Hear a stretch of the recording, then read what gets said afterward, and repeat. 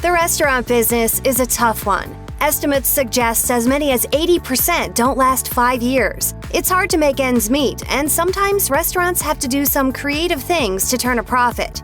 Here's what you should know. Do the math next time you order a glass or bottle of wine at a restaurant, and the numbers will likely horrify you. Restaurants have an unwritten rule for wines by the glass. The price of a single glass of wine should be enough to cover the cost of the whole bottle.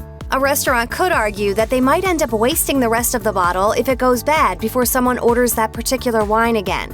And also factored into the price is the restaurant's cost of glassware, bar staff, and overhead. But do those extra expenses really account for markups as much as 600%?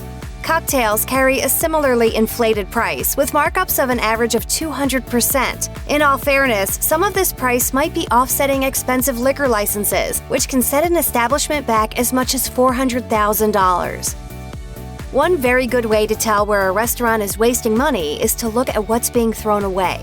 Andrew Gruel, the founder of Slapfish, does it quite literally, keeping an eye on the trash to see what's ending up there. He told QSR, "I go into the garbage cans, and I'm serious. It's really that simple. You find patterns." If he sees lots of French fries, for example, or a lot of mostly uneaten chicken breasts, he knows that the restaurant can serve smaller portions of fries and that it needs to change up its chicken recipe to make it a little more appealing.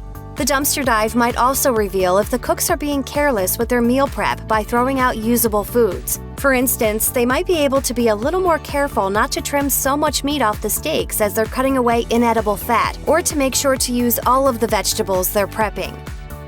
Ever wonder what happens to the rest of the bread that you don't eat from the breadbasket at your table? Some restaurant insiders insist that sometimes the bread that comes back to the kitchen is rewarmed and served to other guests, and even Anthony Bourdain claimed this was a common practice. This could be a recipe for disaster, and you already know why. Oh, Dad, not the chicken. Again? Jesus! Martin, will you please stop sneezing on everything? Excuse me? In more respectable establishments, leftover bread that was once on someone's table is thrown away. But that doesn't mean they don't use up the bread that never makes it out to the dining room. Bread loses its freshness fast, but any good chef knows that stale bread is good for a number of things, including breadcrumbs and French toast. So next time you see that breakfast favorite on the menu, you know the kitchen had a lot of bread to get rid of. To a restaurant, this meal can be a cash cow. Breakfast and brunch can be among the most profitable meals, mainly because the ingredients used to make the menu items are cheap and they can mark them up pretty substantially.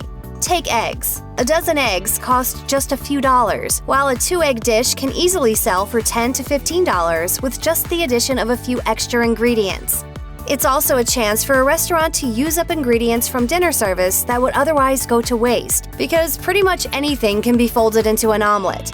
While you may pay a few bucks for an egg sandwich at a fast food restaurant, nicer restaurants have discovered that diners don't mind paying lots more for virtually the same thing. This type of meal is also one that doesn't require too much labor or prep work. Frying an egg or flipping pancakes can be delegated even to the less experienced line cooks. When you order a special fish like toro or halibut at the sushi bar, you may not be getting the high-end species you're paying for.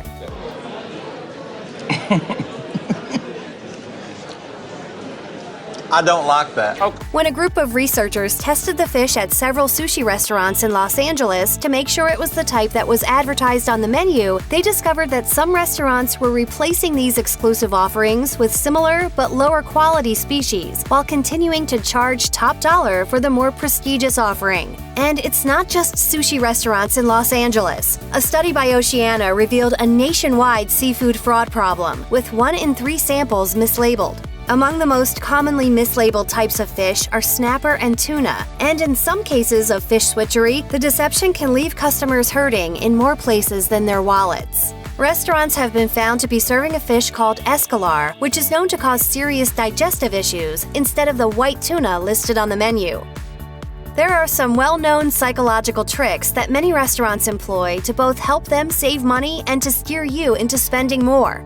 Some of it has to do with menu design. Eliminating dollar signs from the prices takes the focus off that number, and putting prices immediately after the description, rather than formatted in a row across from the menu items, stops customers from scanning the list and choosing the cheapest. Pricey items are often used as a decoy so that lower-priced items seem more like a bargain in comparison, even though they still cost plenty. Of course, many a server knows a few tricks to help their restaurant pad the bill. They might be able to chat up a menu item of which the kitchen has an excess, or sweet-talk their table into ordering an extra appetizer or dessert. Chances are, a friendly server will flatter you into spending more than you've expected, but you'll still leave happy that you had such a great experience. Check out one of our newest videos right here, plus even more mashed videos about your favorite stuff are coming soon. Subscribe to our YouTube channel and hit the bell so you don't miss a single one.